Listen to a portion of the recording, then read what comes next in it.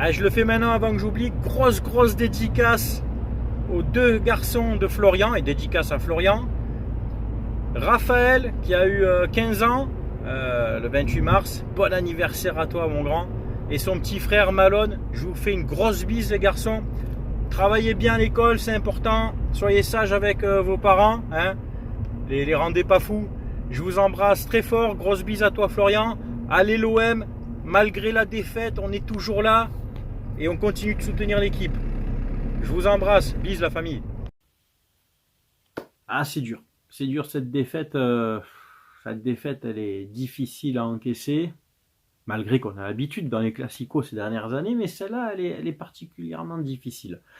Ce qui est le plus dur aussi, c'est d'encaisser le chambrage derrière. Alors, pas le chambrage des supporters du PSG qui vont le Cup, tout ça, là, tu sais, les supporters en mode ultra, parce que bon, c'est normal qu'ils fassent le truc. C'est le chambrage des commentaires que je vois des supporters 2.0, tu sais.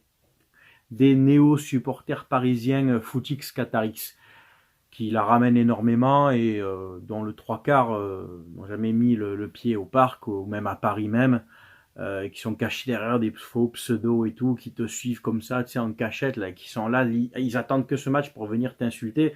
Mais moi, à visage découvert, je vous le dis encore, je vous pisse au cul. Il y a quelque chose qui est quand même assez drôle et paradoxal, c'est que toute l'année, les Parisiens disent qu'on est un club de merde, que on rivalise plus avec eux, qu'ils nous considèrent plus. Pourtant, hier à Paris, ils ont ouvert le parc pour que vous puissiez aller le voir sur un écran géant. Les ultras font toujours des banderoles, des messages avant le départ des joueurs à Marseille. Ah, tiens, des banderoles. Allez, on est avec vous et tout. Vous le faites que quand c'est Marseille. Pour un club de merde qui gagne rien depuis plus d'une dizaine d'années, on joue à guichet fermé quasiment tous les matchs. Pour un club de merde qui ne gagne rien depuis des dizaines d'années, il y a de la ferveur dans la ville 3-4 heures avant le match, contrairement à vous qui êtes chaque année en Ligue des Champions et on va dire 8 années sur 10 champions de France, hein, depuis l'ère Qatari à peu près en moyenne, hein, j'ai fait une moyenne très vite. Pour un club de merde, vous souhaitez absolument pas perdre ce match, ce que je peux comprendre. Donc vos joueurs se galvanisent pour gagner ce match, ce que je peux comprendre. Donc l'hypocrisie des supporters qui disent qu'on est un club de merde mais qui sont comme ça pour absolument perdre ce match. Inversement, à situation opposée, quand l'OM tournait beaucoup mieux sous le R. Diouf, tout ça, et que Paris jouait des saisons, jouait le maintien, j'ai pas vu autant de ferveur en ville ni au parc. Loin de là, loin de là. Heureusement que vous avez été racheté, heureusement que vous avez des néo-supporters, heureusement que vous avez eu les léosexuels, les suceurs de Neymar, les suceurs de Mbappé. Profitez-en, c'est la dernière saison. D'ailleurs, il a joué hier, Mbappé. Alors, on me dit dans l'oreillette qu'il a joué, mais que c'est un latéral gauche qui a joué latéral droit à l'international suisse qui lui a mis la laisse pendant tout le match.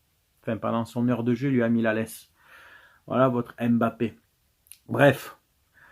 Salutations à toutes et à tous, Steve, supporter of Marseille. J'espère quand même que vous allez bien. Si tu es nouveau sur ma chaîne, l'ensemble de mes abonnés et moi-même te souhaitons la bienvenue. Ici, on parle foot. Ici, on parle sans langue de bois. On va débriefer, analyser ensemble ce match Olympique de Marseille, Paris Saint-Germain. 27e journée de Ligue 1, Uber Eats, défaite 2-0 au Stade Vélodrome. Allez, c'est parti.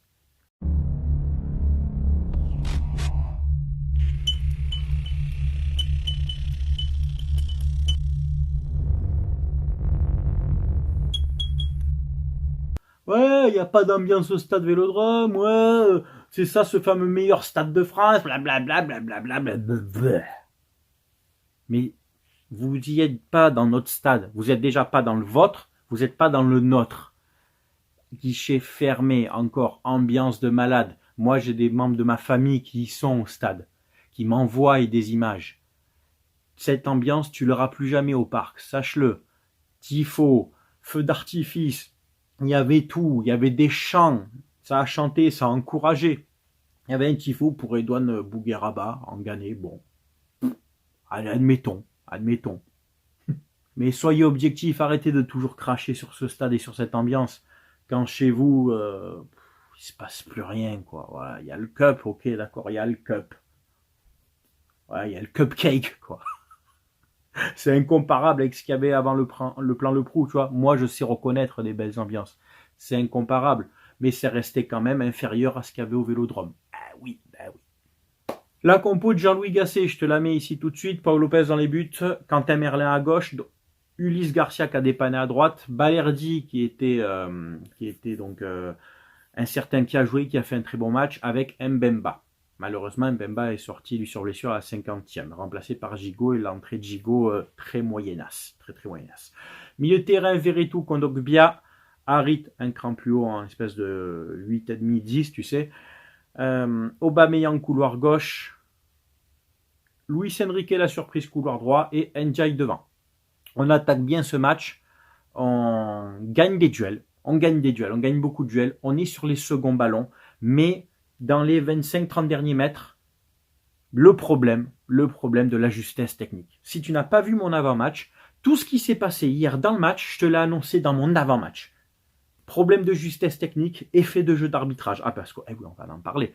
Vous avez pleuré sur l'arbitrage. On va en parler. Ça te plaît, c'est bien. Ça te plaît pas, c'est pareil. Ouais, on va en parler de l'arbitrage. Et avec toute objectivité, bien entendu. Donc oui, on gagnait les ballons, on gagnait les seconds duels. Iliman Ndiaye va te faire enculer. Je ne peux pas le dire mieux que ça. Sur ce match-là, tu m'as gonflé. Iliman Ndiaye va te faire enculer. Voilà. Tu as perdu tous les ballons. T'as fait que des mauvaises passes, que des mauvais choix. T'as tout niqué. T'avais une action, à un moment dans la surface, un ballon te revient dessus, contrôle, deuxième touche, 3, 4 touches, 5 touches. C'est long. C'est trop long. Amin Harit, bonne première mi-temps. La deuxième, de la merde. Amin Harit, c'est pas Payet. Ah, c'est clair et ça le sera jamais. Des frappes de poussin deuxième année. Des frappes écrasées dans la surface. 22 tirs, on a eu 22 tirs, seulement 10 cadrés. 8 tirs, 3 cadrés, 2 buts. Ndiaye, 0. Amin Harit, 0. Kondogbia et ses fameuses frappes du gauche de loin sur Neptune. Sur Neptune, les ballons, Kondogbia. Et sur le premier but parisien qui part d'un contre, tu ne vas pas au contact avec Vitinha. Vitinha, le joueur de Paris, tu ne vas pas au contact. Et après, on se prend un contre. Kondogbia est sorti, remplacé par Gay. Kondogbia, Harit et Ndiaye hier soir, allez vous faire enculer. Vous n'avez pas pris la mesure de ce match. Surtout toi, Kondogbia, avec ton expérience. Toi, Harit, le leader technique, hein, parce qu'on n'a plus que toi, jamais tu vas mettre une vraie frappe dans la surface. Est-ce qu'à un moment donné, tu vas mettre des vraies frappes? Ndiaye, arrête de te mettre la pression. Tu as loupé toutes tes passes. Luis Enrique a fait un meilleur match que toi. Beaucoup plus de percussions, etc. Aubameyang, malheureusement, très peu de ballons.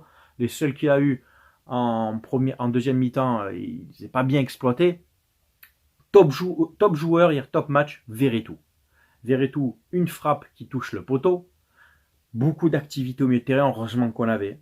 Je te l'ai annoncé dans mon avant-match aussi. La bataille du milieu de terrain empêchait les joueurs parisiens d'envoyer Mbappé ou Kolo Muani, par exemple, sur orbite. Le danger n'est pas venu de Kolo Muani hier, de Mbappé hier, il est venu de Dembélé et Kolo Muani. Kolo Muani a eu une occasion, mais Paul Lopez est bien sorti dans les pieds, et puis Dembélé a fait du Dembélé, c'est-à-dire il dribble, mais ses frappes, frappe de merde. Hein. Il est quand même pas décisif sur le premier but parisien. C'est la seule belle chose qu'il a faite. Et sur le deuxième but, on a Unai. Unai, ce joueur de niveau DH, qui a essayé de mettre une frappe écrasée dégueulasse dans la surface parisienne, contrée. On se prend le contre derrière, 3 contre 2. Gonzalo Ramos gère bien le contre. Sur les buts, je vais te dire, Paul Lopez, il ne peut pas faire grand-chose sur les buts. Mais c'est la manière dont on se les prend, les buts, sur des contres, parce qu'au milieu de terrain, vous réagissez pas, vous n'allez pas au tampon. Et parce qu'on perd des ballons bêtement. Unai sur une frappe de merde et Kondogbia sur le premier but, tu vas pas au contact, garçon. Voilà. Le carton rouge, je vais revenir sur les faits d'arbitrage maintenant. Merci, monsieur Bastien. Hein. Le carton rouge, pour moi, est quand même assez sévère. Tu vois, parisien, si tu me suis, moi je le reconnais. Le carton rouge est assez sévère. J'aurais mis un jaune. Épaule contre épaule, c'est vrai qu'il joue pas trop le ballon, mais on est quand même à 45 mètres des buts. Je sais pas s'il annule réellement une occasion de but, tu vois. Moi, on m'aurait mis un rouge pour ça, j'aurais gueulé. Donc je suis objectif, pour moi le rouge parisien est sévère. Mais on jouait mieux à 11 contre 11, finalement, qu'après à 10 contre 11, ou quand tu joues à 10 contre 11, l'équipe se regroupe, est plus solidaire les uns avec les autres, et plus concentrés. Et finalement, c'est un mal pour un bien pour eux, et pour nous, ça, on n'a pas su en profiter. Comme en 2013-2014, on mène 1-0, ils sont à 10 contre 11, on perd le match 2-1.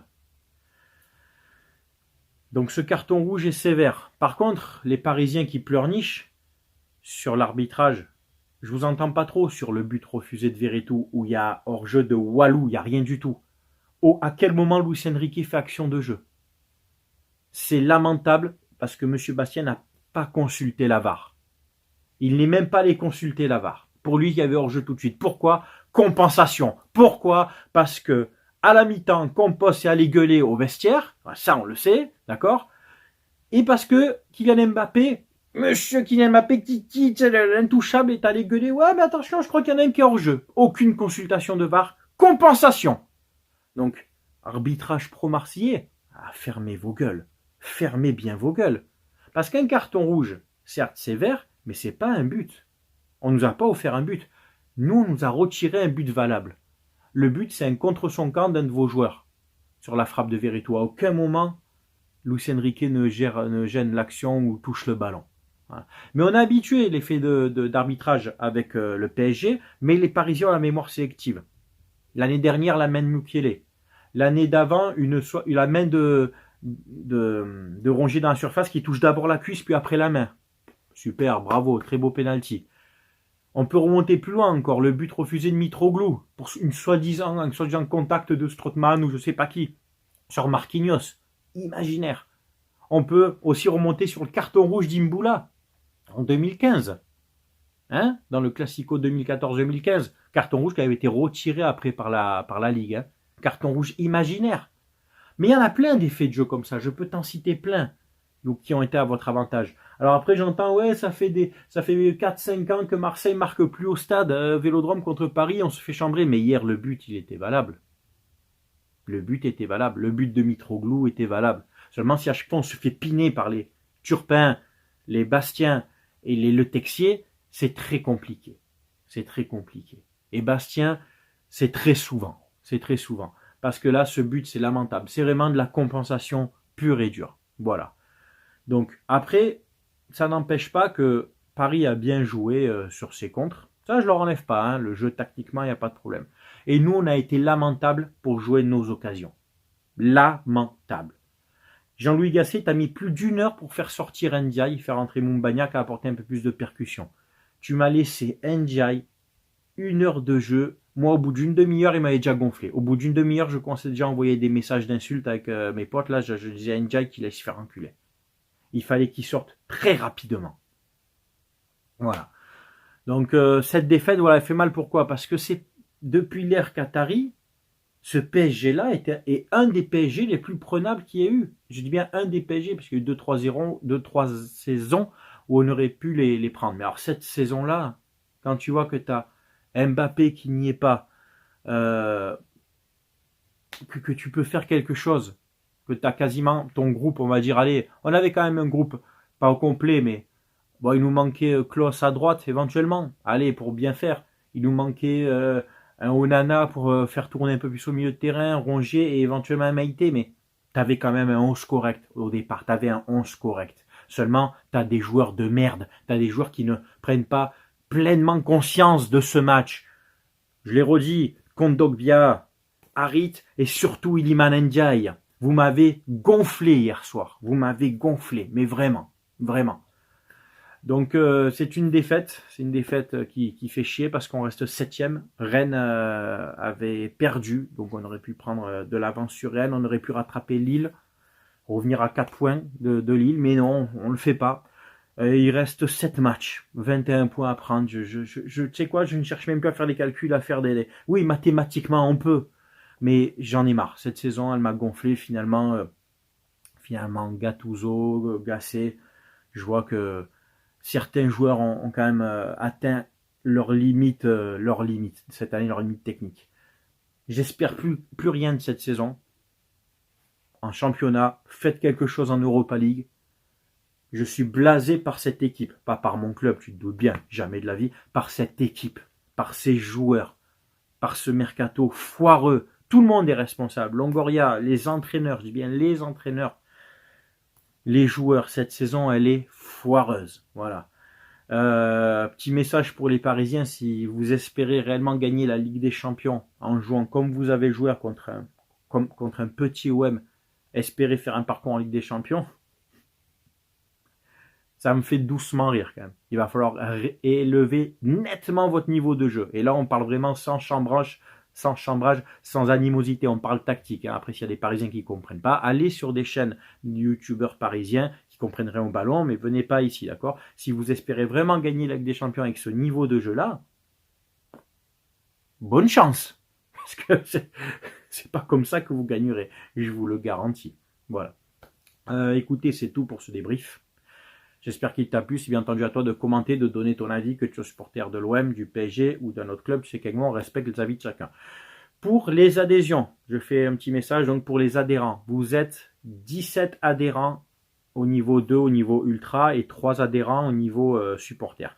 Il manque 3 adhésions de niveau ultra pour faire un tirage au sort au mois d'avril. Si 3 personnes adhèrent pour rejoindre la chaîne au niveau ultra, vous serez donc inscrit d'office au tirage au sort pour gagner un maillot. Parce que sur cette chaîne, oui, tu peux gagner un maillot chaque mois. Si tous les mois, il y a minimum 20 adhésions au niveau ultra, même si c'est les 20 mêmes, hein, un maillot sera offert sur tirage au sort. Si vous êtes 40, 2 maillots offerts. 60, 3 maillots offerts. Et une partie de l'argent, c'est là que c'est très important, une partie de l'argent des adhésions part dans la cagnotte pour les 2 associations avec qui je collabore depuis maintenant 3 ans, les petites sœurs des pauvres et Sourire à la vie. On en est à 4000 € de dons. Et en fin de saison, je pense qu'on va arriver à 1500, donc on va être quasiment à 5500 € de dons. Donc, si tu prends l'adhésion ultra à 3,99 €, tu auras des vidéos exclusives pour toi, plus tous les mêmes avantages que l'avantage supporter à 1,99 €, et tu seras inscrit chaque mois d'office pour le tirage au sort pour tenter de gagner un maillot de ton choix. Voilà. Tu le vois nulle part ailleurs, c'est ici, c'est des vidéos en plus, un maillot à gagner et en plus de l'argent qui part dans les caisses pour des associations marseillaises. Voilà, c'est ça aussi, Supporter of Marseille. Voilà. Écoutez, c'est tout pour cette vidéo, j'espère qu'elle vous a plu, c'est bien entendu, donc à vous de commenter, comme j'ai déjà dit.